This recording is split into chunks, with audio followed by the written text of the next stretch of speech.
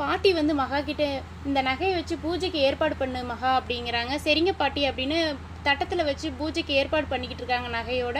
அப்போ வந்து எல்லாம் சாமி கும்பிட வந்துட்டுருக்காங்க. சூர்யாவோட அம்மா கேட்குறாங்க, நகை எங்கே இருக்குது மகா அப்படின்னு. இங்கே தான் அத்தை வச்சுருக்கிறேன் அப்படின்னு பார்க்கும்போது தட்டத்தில் வந்து நகை இருக்காது.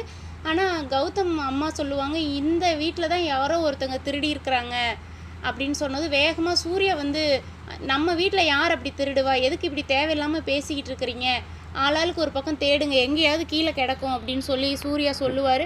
சரின்னு எல்லாரும் போய் தேடுவாங்க. கௌதம் அவங்கவுங்க எல்லாரும் ஆளுக்கு ஒரு பக்கம் சூர்யாலாம் தேடிக்கிட்டு இருக்கும்போது எங்கேயுமே நகை இருக்காது. அப்போ வந்து ஆளாளுக்கு ஒரு ரூம் தேடும்போது கௌதமுடைய அம்மா ரூமில் வந்து பேக் எடுத்து செக் பண்ணுவாங்க. அப்போ வந்து திடீர்னு அங்கே நகை இருக்கும். கோடீஸ்வரி யோசிப்பாங்க, நம்ம பேக்கில் எப்படி நகை வந்ததுன்னு.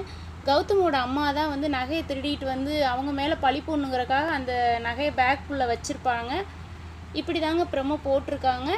எப்படி கோடீஸ்வரியை வெளியே அனுப்புறதுங்கிறது பிளான் போட்டிருக்காங்க. இது நடக்குமா என்னன்னு பொறுத்திருந்து தான் பார்க்கணும். நீங்கள் என்ன நினைக்கிறீங்கன்னு கீழே கமெண்டில் சொல்லுங்கள். பிடிச்சிருந்தா லைக் கொடுங்க.